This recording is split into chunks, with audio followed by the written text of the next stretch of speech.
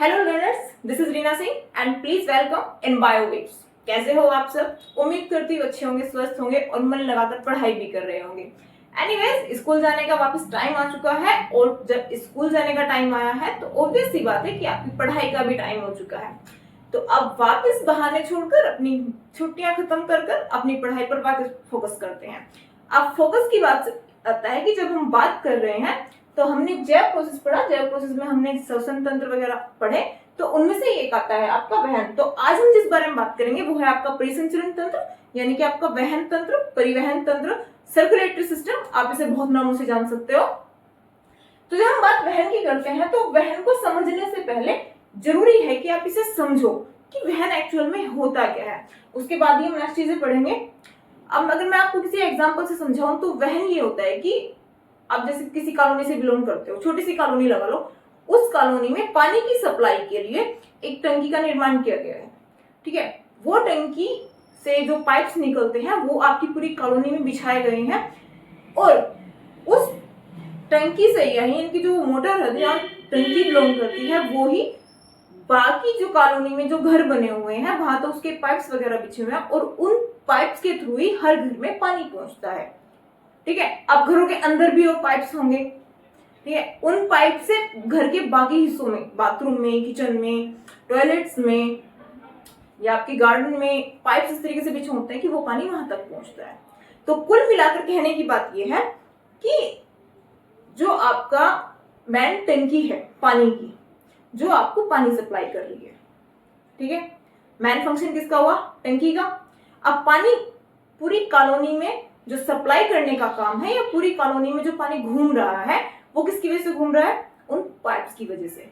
ठीक है, तो इसे हम बोल सकते हैं कि ये पानी का परिवहन है या पानी का वहन है, एक सिरे से यानी कि एक जगह से कॉलोनी के पूरे घरों में यानी कि हर घर में पानी का पहुंचना, वो पानी का परिवहन है।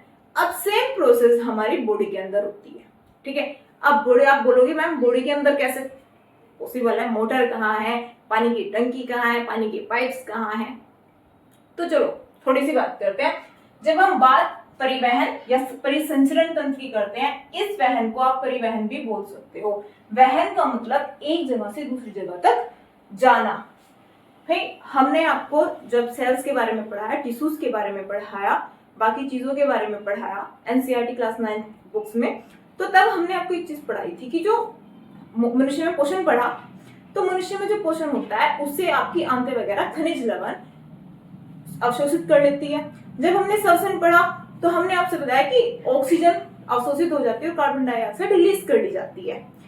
तो ये जितनी भी सारी चीजें, चाहे वो ऑक्सीजन हुई, चाहे वो कार्बन डाइऑक्साइड हुई, चाहे वो उत्सर्जित पदार्थ हुए, चाहे वो फिर पोषक तत्व हुए, मिनरल्स हुए, खनिज लवण हुए, इन सब का पूरे शरीर में संचरण करना। ऐसा तो नहीं है कि मतलब ऑक्सीजन एक ही जगह जाके फिट हो गई, पूरी बॉडी को जरूरत होती है, पूरी सेल्स को जरूरत होती है इस संचरण की। तो उन सब चीजों का पूरे शरीर की नींव यानी कि हर शरीर की जो सेल्स होती है उनमें संचरण करना, यही आपका क्या कहलाता है? वहन कहलाता है। तो अब मैंने आपको जैसे पानी की टंकी का एग्जांपल दिया, ऐसे ही हमारी बॉडी के अंदर हृदय यानी कि जो आपका हार्ट होता है, ठीक है, वो हमारे शरीर में एक मोटर का काम करता है, एक पंप का काम करता है कि वो ब्लड जो होता है, अशुद्ध ब्लड जो होता है, यानी कि जो गंदा खून होता है, वो कार्बन डाइऑक्साइड वाला, ठीक है, वो पूरे शरीर से उस हृदय में आता है, वहां से ब्लड प्योर होता है और बाकी फिर वो पूरे शरीर में सर्कुलेट होता है। उस ब्लड के थ्रू ही जो आपकी कार्बन डाइऑक्साइड हुई, ऑक्सीजन हुई, उत्सर्जित पदार्थ हुए, खनिज लवण हुए, वो पूरे शरीर में, और ब्लड ही माध्यम का, एक मीडियम का काम कर रहा है कि पूरे शरीर में संचरित हो रहा है। ठीक है, तो अगर हम उस पंप का काम बताते हैं कि बॉडी के अंदर वो पानी की मशीन या वो पानी की जो टंकी होती है, वो पंप क्या काम करता है? वो जो मनुष्य में हृदय होता है, जो मनुष्य में हार्ट होता है, वो को पंप करने का काम करता है। किसे पंप करने का काम करता है? ब्लड को। ठीक है, फिर बात आती है रक्त वाहिनी। तो जो मैंने आपको बोला कि पाइप्स के थ्रू एक घर से दूसरे घर पानी जा रहा है, दूसरे घर से तीसरे घर पानी जा रहा है, वो पाइप्स के थ्रू जा रहा है, तो यही पाइप्स का जो काम करती है हमारे शरीर में रक्त वाहिनियां करती हैं। इसका हमने पढ़ा था कि पूरे शरीर में जाल बिछा होता है। ठीक है, नेक्स्ट आपका आता है ब्लड। अब जो माध्यम है, जो पानी है, ठीक है, जो एक घर से दूसरे घर जा रहा है, जो रक्त है, वो जो माध्यम है वो होता है ब्लड। ठीक है, आप सब एग्जांपल छोड़ो, अब मैं उस पर आ जाते हैं कि हमारे शरीर में जो पंप का कार्य करता है वो क्या है, हार्ट, यानी कि आपका हृदय। ठीक है, किसके द्वारा करता है, रक्त वाहिनी के द्वारा करता है। माध्यम क्या है, रक्त है। रक्त के द्वारा, ये रक्त ही एक ऐसा माध्यम है जो शरीर में गैसों का आदान प्रदान करता है, खनिज लवणों को एक जगह से दूसरी जगह पर पहुंचाता है, उनका अवशोषण करता है, उत्सर्जित पदार्थों को बाहर फेंकता है, ये उनका उत्सर्जन करता है। ये सारे काम किसके द्वारा होते हैं, रक्त। रक्त एक माध्यम है। तो सबसे पहले हम आज ब्लड के बारे में पढ़ते हैं, ब्लड क्या चीज होती है। ठीक है, अब जब ब्लड के बारे में बात करते हैं तो ब्लड एक कनेक्टिव टिश्यू है। क्या है, संयोजी ऊतक है। ठीक है, सबसे तो पहले संयोजी ऊतक, जब हमने संयोजी ऊतक के बारे में पढ़ा तो संयोजी ऊतक क्या होता है, पहले तो आप ये चीज बताओ। संयोजी ऊतक यानी कि कनेक्टिव टिश्यू जिसे बोलते हैं, पूरे शरीर के अंदर संयोजी ऊतक अधिक से अधिक मात्रा में पाए जाते हैं। ठीक है, संयोजी ऊतक का मतलब ये होता है कि पूरे शरीर को जोड़ के रखना। तो रक्त एक ऐसा माध्यम है, ऐसा तो नहीं कि इस हाथ में ब्लड पाया जा रहा है, इस हाथ में ब्लड नहीं पाया जा रहा, ये तो एक नॉर्मल सी चीज है, आपको पहले से पता है। तो ब्लड एक ऐसी तो चीज है जो पूरे शरीर को जोड़ के रख रही है, पूरे शरीर में पाई जा रही है। तो इसलिए रक्त को कनेक्टिव टिश्यू यानी कि आपका संयोजी ऊतक कहा जाता है। ठीक है, संयोजी ऊतक कहने के इसके और काम की, इसमें तरल पदार्थ पाए जाते हैं, जिसकी प्लाज्मा हुआ, आपकी ब्लड सेल्स हुई, ये सब कहाँ पाई जाती है, ब्लड के अंदर पाई जाती है। तो इन सब वजह से इसे कनेक्टिव टिश्यूज कहा जाता है। अगर क्वेश्चन आता है कि रक्त को संयोजी ऊतक क्यों कहा जाता है, तो ये एक पूरे शरीर के जो अंग है, पूरे शरीर का जो सिस्टम है, उन सबको जोड़कर रखने का काम करता है। इसी वजह से इसे कनेक्टिव टिश्यू या संयोजी ऊतक कहा जाता है। पहली बात हुई। दूसरी बात होती है कि रक्त का निर्माण लाल अस्थि मज्जा में होता है। कहाँ होता है, बोन मैरो जिसे आपने बोलते हो, तो इसका निर्माण कहाँ होता है ब्लड का, लाल अस्थि मज्जा में। लेकिन जब ये एम्ब्रियो की बात होती है, जब भ्रूण की बात होती है, तो भ्रूण में इसका निर्माण अस्थि मज्जा में नहीं होता, भ्रूण में इसका निर्माण कहाँ होता है, प्लीहा में। ठीक है, दूसरी बात आती है, प्रकृति में हल्का क्षारीय होता है। अगर पीएच लेवल 7 है तो क्या हो गया, उदासीन, ना तो वो क्षारीय हुआ ना वो अम्लीय हुआ। पीएच लेवल 7 से कम है तो क्या होगा, अम्लीय। अगर पीएच लेवल 7 से ज्यादा हो जाता है तो वो आपका क्या कहलाएगा, क्षारीय। यहां पर हम पढ़ रहे हैं कि ये प्रकृति में हल्का क्षारीय होता है, 7.5 इसकी पीएच होती है। तो 7 से तो पीएच ऊपर जा रही है, तो जब 7 से पीएच ऊपर जा रही है तो सीधी सी बात है कि क्षारीय हुआ। ठीक है, तो 7.5 इसकी पीएच होती है। सेकंड, नेक्स्ट आपका आता है कि मनुष्य के शरीर में इसकी मात्रा 5 लीटर तक होती है। लेडीज में 3 से 4 लीटर भी पाई जाती है, जो कि अच्छी बात नहीं है। ठीक है, दूसरी बात हम पढ़ते हैं, मनुष्य के शरीर का 7 से 8% जो भाग होता है वो ब्लड बनाता है। कितने परसेंट, 7 से 8% जो भाग होता है शरीर का वो ब्लड बनाता है। अगर बात आती है कि पूरे शरीर का कितना भाग है, तो 7 से 8%। ठीक है, अब बात आती है, हम बात करते हैं रक्त के भाग की। मतलब हम जब रक्त को थोड़ा सा डिस्क्राइब या ब्लड को थोड़ा सा डिस्क्राइब करके पढ़ते हैं तो वहां रक्त 2 चीजों से मिलकर बना होता है। ठीक है, पहला प्लाज्मा और दूसरा रक्त कोशिकाएं। प्लाज्मा और रक्त कोशिकाएं मिलकर ब्लड का निर्माण करती हैं, जिसमें से प्लाज्मा 55 यानी कि आपका 55% होता है, और ब्लड सेल्स यानी कि आपकी रक्त कोशिकाएं 45 यानी कि 45% होती है। ठीक है, जब हम प्लाज्मा की बात करते हैं तो ये एक द्रव्य चिपचिपा सा पीले रंग का रंगहीन पदार्थ होता है। इस प्लाज्मा में प्रोटीन पाए जाते हैं, जैसे कि आपका ग्लोबुलिन हो गया, फाइब्रिनोजन हो गया, और फाइब्रिनोजन के लिए एक स्पेशल है फाइब्रिनोजन। ये एक प्रोटीन है जो कि रक्त का थक्का बनने के लिए जरूरी होता है। ब्लड क्लोटिंग हम थोड़ा सा आगे पढ़ेंगे। ब्लड क्लोटिंग क्या होती है, ब्लड क्लोटिंग की हम जब बात करते हैं तो उसमें उसे जमने के लिए या रक्त को जमने के लिए फाइब्रिनोजन का होना बहुत ज्यादा जरूरी होता है। अगर ब्लड के अंदर ये फाइब्रिनोजन प्रोटीन नहीं है तो वो क्या कहलाएगा, सीरम। इस चीज को ध्यान रखना कि अगर ये जो थक्का बनने के लिए जो मैन काम करता है वो 5-ब्यूनोजन नामक एक प्रोटीन करता है, ठीक है। अगर ब्लड से ये चीज निकल गई तो फिर क्या बचेगा, सीरम, ठीक है। उसे हम क्या बोलेंगे, सीरम। आपने नाम सुना होगा, ठीक है। तो प्लाज्मा के अंदर ये चीजें होती हैं, फाइब्रिनोजन, ग्लोबुलिन, इस तरह करके प्रोटीन्स होते हैं कुछ, और इसका आधे से ज्यादा भाग जो होता है प्लाज्मा का वो जल होता है, इनके वो पानी होता है। बाकी का बचा हुआ भाग क्या होता है, कार्बनिक और अकार्बनिक लवण, ठीक है। बात फिर हम करते हैं सेकंड, रक्त कोशिकाएं। अब रक्त कोशिकाओं को 3 पार्ट्स में बांटा गया है, आरबीसी, डब्ल्यूबीसी एंड प्लेटलेट्स, ठीक है। RBC, WBC and platelets. RBC मतलब कि रेड ब्लड कॉर्पस्कल्स, व्हाइट, डब्ल्यूबीसी मतलब व्हाइट ब्लड कॉर्पस्कल्स एंड प्लेटलेट्स। अब जब हम आरबीसी की बात करते हैं तो रेड ब्लड से आरबीसी यानी कि रेड ब्लड का जब नाम आता है तो आप यहां से लगा लो कि हीमोग्लोबिन, मेन चीज क्या है, हीमोग्लोबिन।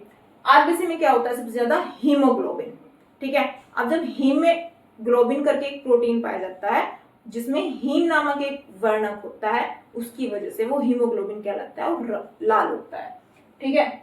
इसके अगर हम जीवन काल की बात करते हैं तो कितना होगा, 120 डेज, यानी कि 120 दिन में ये बनती है और 120 दिन अपना फंक्शन करती है और 120 दिन के बाद अपने आप नष्ट हो जाती है। देन फिर डब्ल्यूबीसी की बात करते हैं। इनकी इनका जो लाइफ टाइम होता है वो 2 से 4 दिन का होता है, 2 से 4 दिन ये जिंदा रहती हैं, उसके बाद काम खत्म और ये खत्म। बात आती है फिर प्लेटलेट्स की। मनुष्य में जो रक्त का थक्का जमता है, जब हम ब्लड क्लोटिंग की बात कर रहे थे, तो ब्लड क्लोटिंग जिस वजह से होती है वो इन प्लेटलेट्स की वजह से होती है, ठीक है। ये फाइब्रिनोजन ब्लड के अंदर ही तो आ रहा था, ठीक है। तो अब हम जब इन प्लेट्स की बात करते हैं, अक्सर सुना होगा प्लेट्स गिर गई और उसकी हालत बहुत ज्यादा खराब हो रही है, ये सब छोड़ो। तो ये जो प्लेटलेट्स हैं ये मनुष्य में ब्लड क्लोटिंग के लिए सबसे ज्यादा जरूरी होती है। अब इनके फंक्शंस पे आते हैं। भाई लाइफ पीरियड आपने इसका पढ़ लिया। आरबीसी का जो लाइफ पीरियड होता है वो 120 डेज का होता है, डब्ल्यूबीसी का 2 से 4 दिन का होता है। अक्सर शॉर्ट क्वेश्चंस में ये चीज पूछ ली जाती है। प्लेटलेट्स का जो लाइफ टाइम होता है वो 10 डेज का होता है, ठीक है। इनका मेन फंक्शन की जब हम बात करते हैं तो आरबीसी जो करती है वो गैसों का परिवहन, मैन जो इसका फंक्शन अगर आप बोले तो ऑक्सीजन और कार्बन डाइऑक्साइड का मैन परिवहन करने में, यानी कि एक स्थान से दूसरे स्थान तक पहुंचाने में आरबीसी बहुत हेल्पफुल होती है। मैन फंक्शन इसका ये आएगा। डब्ल्यूबीसी का मैन फंक्शन क्या होता है, प्रतिरक्षा प्रणाली, ठीक है। आपने पढ़ा होगा जब बाहर से कोई बैक्टीरिया या वायरस हमारे शरीर के अंदर अटैक करता है तो वहां ये एक्टिव होती है और ये बीमार होने से हमें बचाती है, जब तक इनकी क्षमता है। अगर इनकी क्षमता नहीं है तो पक्का तुम बीमार पड़ोगे, ठीक है। फिर बात आती है प्लेटलेट्स की। मैंने आपको बताया ब्लड क्लोटिंग, ठीक है, ब्लड क्लोटिंग में सबसे ज्यादा हेल्पफुल होती है। अब जब हम इतना पढ़ ही रहे हैं तो अब हम पढ़ लेते हैं ब्लड क्लोटिंग क्या होती है, ठीक है। आपने अक्सर देखा होगा जब आप खेलते हो कूदते हो तो कई बार आपको चोट लग जाती है। कुछ बच्चों के साथ ये होता है कि जब उनके, सपोज करो या फिर इमेजिन करो कि आपको हाथ पे कट लग गया चाकू से, या फिर आप फुटबॉल खेल रहे हो, क्रिकेट खेल रहे हो, तो आपको खेलते हुए चोट लगी और चोट लगने के बाद आपको वहां से ब्लड चल रहा है, ठीक है। आपको हाथ से ना ब्लड निकल रहा है, कुछ टाइम तक वो ब्लड चलेगा। गर्मी में खेल रहे हो तो ऑब्वियसली बात है वो कंटिन्यू चलता रहेगा। बट एक नॉर्मल अगर नेचुरल फेज में आपको देखा है तो ब्लड चलेगा और कुछ टाइम के बाद वो ब्लड चलना बंद हो जाएगा और धीरे धीरे डार्क, काफी चिपचिपा सा डार्क, वो वहां पे ना जेली जैसा जम जाएगा। अपने आप से ब्लड बंद हो जाता है, जेली जैसा वो कुछ जम जाता है। जेली तो समझ लो, जेली अक्सर खाई होगी आपने, ठीक है। वो जब जेली जैसा जमेगा ना उसके बाद वो आपके उस चोट पे जम जाएगा और उसके बाद ब्लड निकलना बंद हो जाएगा, ठीक है। तो किसको क्या लगता है वो ऐसे ही जम जाता है? जी नहीं, उसकी एक पूरी प्रोसेस होती है। फाइब्रिनोजन, अभी हमने बताया कि ये सब प्रोसेस करके आपस में तब उस ब्लड को क्लोट करते हैं। इनकी रुधिर से हिंदी में रुधिर स्कंदन भी बोलते हैं, ठीक है। इसकी एक पूरी प्रोसेस होती है। नेक्स्ट आप कभी फ्यूचर में जाके वो भी पढ़ोगे, ठीक है। इतनी बात समझ में आई। अब नेक्स्ट जब हम ब्लड क्लोटिंग की बात करते हैं, कई बार ये चीज होती है कि वो ब्लड कंटिन्यू चलता ही रहता है, तो वो नेचुरल तो नहीं है, वो आपको बीमारी है या आपके ब्लड में कुछ प्रॉब्लम है, तो वो वहां पर आपको ब्लड क्लोटिंग नहीं होती। ठीक है, आपके ब्लड में किसी चीज की कमी होती है जिसकी वजह से आपको ब्लड क्लोट नहीं होता। ऐसे लोगों को थोड़ा सा मतलब ट्रीटमेंट की जरूरत पड़ती है, जब तक डॉक्टर के पास नहीं जाते तब तक वो प्रोसेस नहीं हो पाती। ठीक, कई बार आपने बताया कि चोट लग जाने के बाद हल्का सा चिपचिपा सा सफेद कुछ करके भी चलता है, तो जब हम वहां से फाइब्रोजन को अलग कर देते हैं ना, तो वो चीज जो सफेद होती है और पानी जैसी होती है वो सीरम होती है। ठीक है, इतनी बात समझ में आई। नेक्स्ट हम बात करते हैं, ब्लड क्लोटिंग हो गई आपकी, अब बात करते हैं फंक्शन की। ये काम क्या करता है भाई मैम? ब्लड होता क्या है ये बता दिया, ब्लड में टाइप्स क्या होते हैं कि ब्लड किन चीजों से मिलकर बना होता है ये बता दिया। अब आप ये बता दो कि ये काम क्या करता है। तो जब हम परिवहन के बारे में, परिसंचरण के बारे में पढ़ रहे हैं तो सीधी सी बात है, उसमें ये माध्यम का काम करता है, तो इसका काम भी उसी से रिलेटेड होगा, उसी से जुड़ा हुआ होगा। सबसे पहले इसमें काम आते हैं कि ऑक्सीजन और कार्बन डाइऑक्साइड का वहन करता है पूरे शरीर के अंदर। रक्त वाहिनियों के द्वारा ये ऑक्सीजन और कार्बन डाइऑक्साइड का परिवहन करता है, परिवहन का माध्यम बनता है। ठीक है, नेक्स्ट आपका आता है पोषक पदार्थों का परिवहन, यानी कि जो पोषक पदार्थ आपकी आंत ने आपके भोजन से एब्जॉर्ब किए थे उन्हें वो रक्त में मिलते हैं और रक्त में जाके पूरे शरीर में फैलते हैं। फिर शरीर के ताप व पीएच का नियमन या नियंत्रण, शरीर के ताप का नियंत्रण बोल देते हैं कि आपके शरीर का एक जो टेम्परेचर होता है वो स्टेबल रखता है। ठीक है, ना तो उसे हाई होने देता और ना ही लो होने देता। हाई हो जाता है तो पता है ब्लड बॉडी का टेम्परेचर हाई हो गया तो क्या बोला गया, फीवर हो गया। लो हो गया तो भी प्रॉब्लम हो ही जाती है। नेक्स्ट फिर आपकी जो ब्लड का पीएच होता है उसका नियंत्रण करता है। 7.5 से ऊपर चला गया ना तो फिर क्षारीय हो गया तो भी प्रॉब्लम है, 7 से नीचे आ गया तो भी प्रॉब्लम है, एसिडिक हो जाता है। ठीक है, प्रतिरक्षण का काम करते हैं। प्रतिरक्षण का भी बताया कि WBC जो होती है ब्लड का ही पार्ट है, तो वो कौन सा काम करेगा, प्रतिरक्षण का। प्रतिरक्षण मतलब आपके शरीर को बाहरी बीमारियों से, बाहरी वायरस से बचाने का काम करता है, या बीमारियों से एक तरीके से आप बोल सकते हो कि उससे बचाने का काम करता है।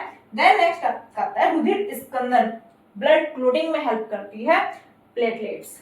ठीक है, तो ये भी हो गया। कहते हैं क्षतिग्रस्त सेल्स का निस्तारण। जब हम क्षतिग्रस्त सेल का निस्तारण होते हैं कि टूटी फूटी कोशिकाएं, भाई चोट लगी, फ्रैक्चर्ड होगी स्किन, सेल फ्रैक्चर्ड होगी, तो उनका निस्तारण या उत्सर्जन करता है। ठीक है, ये उतर जाती कि क्लोट बनने के बाद में कुछ जम जाता है फिर हम उसे निकाल देते हैं। कुछ तो बोलते हैं कि इसके ऊपर, चोट के ऊपर तो ये पपड़ी जम गई है तो ये ठीक हो गया है, ये नॉर्मल लैंग्वेज है। ठीक है, कि उन सेलों का ये निस्तारण करता है या उन्हें खत्म करता है, उसकी जगह नई सेल्स डेवलप करता है। ठीक है, अब इतना पढ़ने के बाद बात आती है ब्लड ग्रुप्स की। ठीक है, ब्लड के काम हो गए, उसके बाद बात हम ब्लड ग्रुप्स की करते हैं या रक्त समूह की करते हैं। रक्त समूह क्या होता है,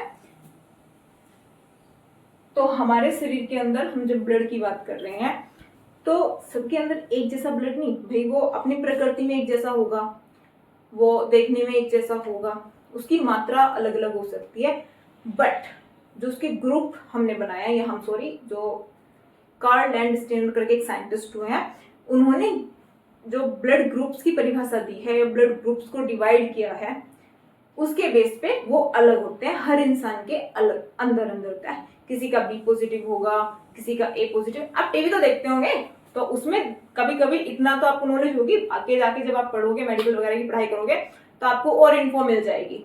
ठीक है, कि भाई मेजर एक्सीडेंट हुआ है और ए बी पॉजिटिव है, A B negative blood group है, नहीं मिल रहा।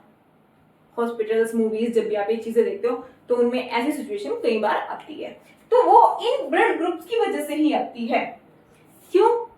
क्योंकि ये ब्लड ग्रुप्स कितने हैं, 4। Blood group A, blood group B, blood group A B and blood group ओ।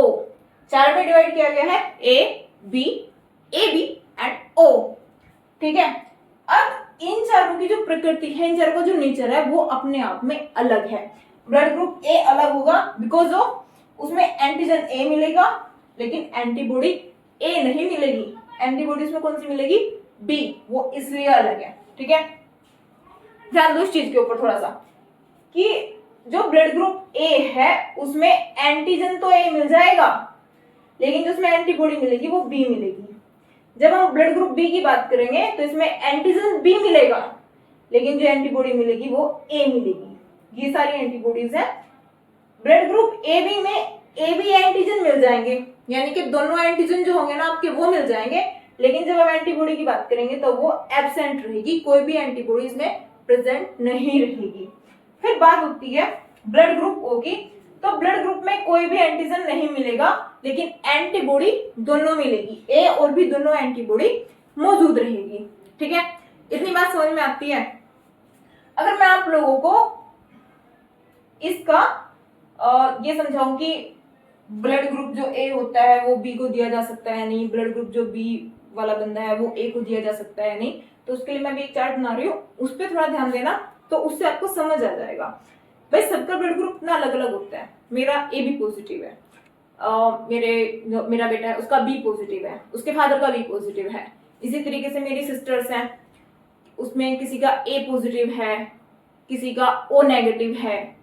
तो जरूरी नहीं है कि सबको भाई मेरा ब्लड है तो उसे भी दे दो, उसे भी दे दो, नहीं। पहले ब्लड मैच किए जाते हैं उनके ग्रुप्स के अकॉर्डिंग, ठीक है, उसके बाद ही हम एक दूसरे को ब्लड दे सकते हैं। ठीक है, जब हम बात ब्लड को एक दूसरे को देने की करते हैं तो वो उसकी भी कुछ प्रोसेस होती है, वो ऐसे नहीं देता कि इसने उठाया ब्लड और दूसरे को दे दिया, वो पहले बकायदा चेक होता है। तो अब सपोज करो किसी का ब्लड ग्रुप ए है, देन बी है, फिर ब्लड ग्रुप ए बी है और ब्लड ग्रुप ओ है। सबसे पहली बात जो है, इसमें जो ए बी होता है वो सर्वग्राही होता है। ठीक है, ये बात ध्यान रखना, शॉर्ट क्वेश्चन में कई बार पूछा जाता है। ठीक है, सर्वग्राही ब्लड ग्रुप कौन सा है आपका, ए बी, और सर्वदाता ब्लड ग्रुप कौन सा होता है, वो ब्लड ग्रुप होता है ओ। अब बहुत रिमेम्बरिंग चीज है, सर्वग्राही मतलब किसी का भी ब्लड ले सकता है, सर्व मतलब सबका, ग्राही मतलब ग्रहण करने वाला। देन फिर बात आती है सर्वदाता की, सर्व मतलब सबका एंड दाता देने वाला। भाई ग्राही ग्रहण करने वाला और दाता देने वाला। तो जब सर्वग्राही की बात करती है, इनके हर इंसान का ब्लड ले सकता है। जो सर्वग्राही है वो कौन सा ब्लड ग्रुप है, आपका ब्लड ग्रुप ए बी। लेकिन बात जब सर्वदाता की होती है, इनके हर किसी को अपना ब्लड दे सकता है, तो ब्लड ग्रुप कौन सा है आपका, ओ। इसे थोड़ी सी इस तरह से समझते हैं। ठीक है, A and B, then AB, then O। जो आपका A है ये AB को ब्लड दे सकता है, क्यों, क्योंकि AB सर्वग्राही है। A आपका A को दे सकता है, ठीक है, A को दे सकता है, A B को दे सकता है। AB को इसलिए दे सकता है क्योंकि AB सर्वग्राही है, हर किसी का ब्लड ले सकता है। जब बात B की होती है तो B भी AB को दे सकता है, ए भी तो पक्का दे सकता है और ओ भी दे सकता है। तो यानी कि ये चारों ब्लड ग्रुप ऐसे हैं, ए बी ओ, जो चारों के चारों ए बी को अपना ब्लड दे सकते हैं। क्यों, क्योंकि ए बी सर्वग्राही है। लेकिन जब बात खाली सिर्फ एक सिंगल बंदे को देने की आती है, तो ए का ब्लड सिर्फ ए को दिया जा सकता है, बी का ब्लड सिर्फ बी को दिया जा सकता है, ओ का ब्लड सिर्फ ओ को दिया जा सकता है। अब बात सिर्फ ग्रहण करने की होगी, लेकिन बात देने की, मैंने आपको क्या बोला है कि ओ जो है, ओ ब्लड ग्रुप जो है वो सर्वदाता है, वो अपना ब्लड सबको दे सकता है। तो ओ को तो दे ही सकता है, ए बी को भी दे सकता है, ये बी को भी दे सकता है, और देन ये ए को भी दे सकता है। ए बी सबका ले रहा है, ध्यान से देखो, सबका ब्लड ले रहा है, ए का ले रहा है, बी का ले रहा है, ए बी का ले रहा है, ओ का ले रहा है। फिर जो ओ है, जब देने की बात आती है तो ये भी सिंगल को दे रहा है, यानी कि सिर्फ ए वाले को दे रहा है, बी वाले को दे रहा है, ए बी वाले को भी दे रहा है, बाकी सबको भी ले रहा है। लेकिन जो ओ है वो सर्वदाता है, तो यहां से देखो ये इसे भी दे रहा है, इसे भी दे रहा है, इसे भी दे रहा है, इसे भी दे रहा है। लेकिन जब बात दे तो दिया इसने सबको, लेकिन जब बात ओ को देने की आती है ना, खुद ब्लड लेने की आती है, तो वो किसी और का ब्लड नहीं ले सकता सिवाय इसके। आपने देखा ए पे जा रहा है, भाई ये ए है, यहां से देखो थोड़ा सा ध्यान से, ए है, ए का ले रहा है, ओ का ले रहा है, बी है, बी से भी ले रहा है, ओ से भी ले रहा है, क्योंकि ओ सर्वदाता है, ओ सबको अपना ब्लड दे सकता है। ए भी है, ए बी से भी ले रहा है, ओ से भी ले रहा है, और ए और बी से भी ले रहा है। ठीक है, ओ है, यहाँ ओ के पास कोई और निशान दिखाई दे रहा है? जैसे इसके पास 2 है, इसके पास भी 2 है, इसके पास 4 है, इसके पास एक सिंगल ही तो है। ये किसी और को ब्लड ले सकता है किसी और को ब्लड? नहीं। तो ओ सबको दे सकता है, लेकिन जब बात ब्लड लेने की आती है तो सिर्फ ओ ग्रुप का ही ब्लड ले सकता है। अगर किसी का ब्लड ओ नेगेटिव है तो वो ही ओ नेगेटिव को जा सकता है। अगर किसी का ब्लड ओ पॉजिटिव है तो ओ पॉजिटिव उसे ही ले सकता है, ए वाले से नहीं ले सकता, ए बी वाले से नहीं ले सकता। इतनी बात समझ में आ गई? ठीक है, तो आज का जो ब्लड है वो ये यहाँ खत्म होता है। नेक्स्ट हम हार्ट यानी कि आपका हृदय पढ़ेंगे, वो नेक्स्ट वीडियो में पढ़ेंगे। अगर आपको मेरे समझाने का तरीका समझ में आता है तो प्लीज वीडियो को सब्सक्राइब करें, लाइक करें, शेयर तो जरूर करें। ठीक है, थैंक यू।